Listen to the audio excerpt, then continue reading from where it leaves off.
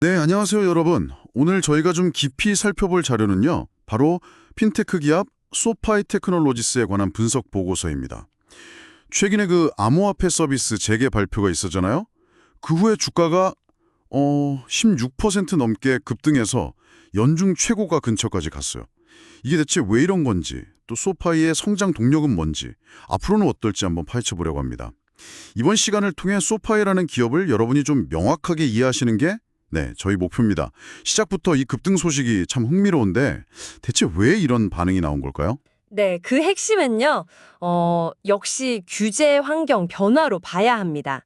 특히 그 미국 통화감독청, OCC라고 하죠.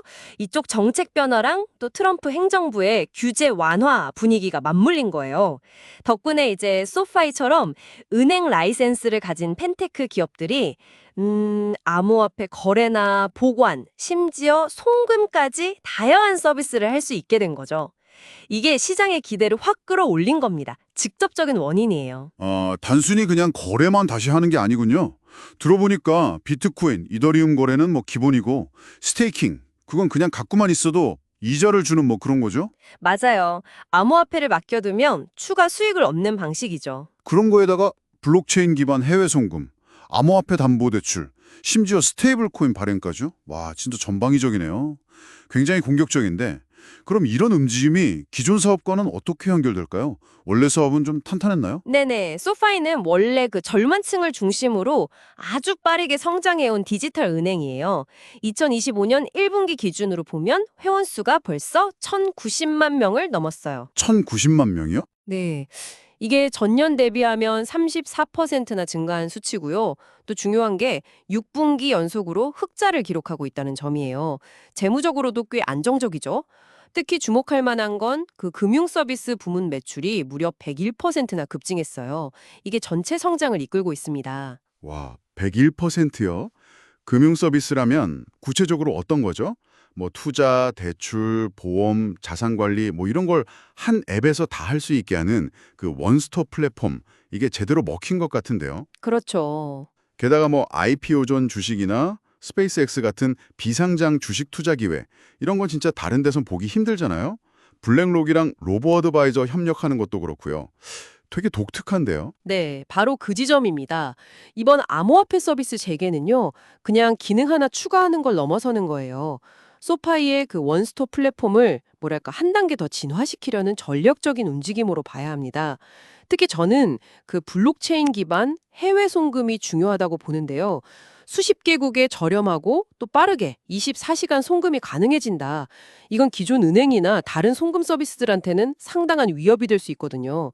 단순 기능 추가가 아니라 아예 금융 인프라를 새로 깔겠다는 의지로 보여요. 그렇군요.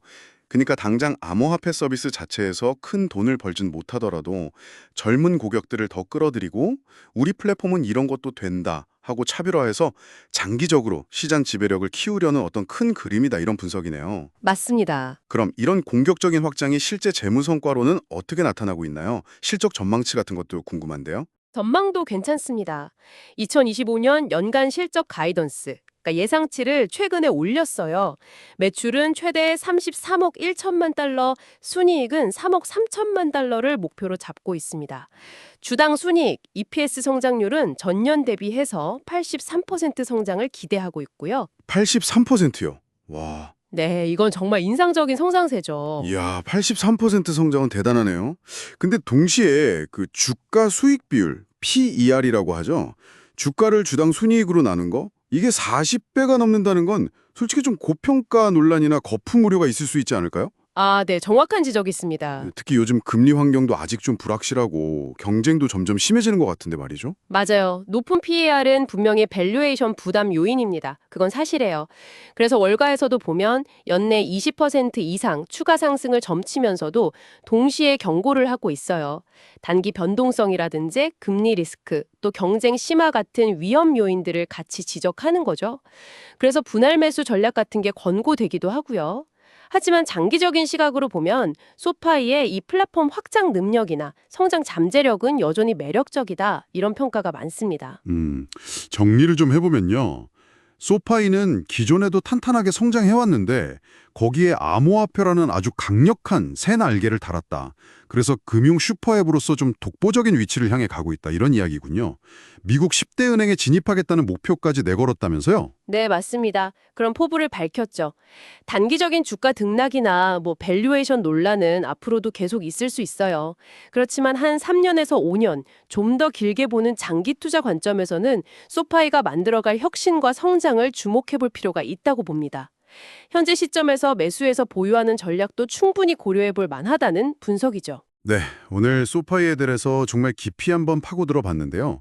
마지막으로 이런 질문을 좀 던져보고 싶네요. 소파이 같은 이런 통합 디지털 금융 플랫폼이 계속 발전한다면 앞으로 여러분 개개인이 돈을 관리하고 투자하는 방식 자체가 근본적으로 어떻게 바뀔 수 있을까요? 모든 금융 생활이 그냥 하나의 앱 안에서 아주 매끄럽게 다 이루어지는 그런 미래. 그게 여러분 각자에게는 어떤 의미로 다가올지 한번 상상해 보시는 것도 흥미로울 것 같습니다.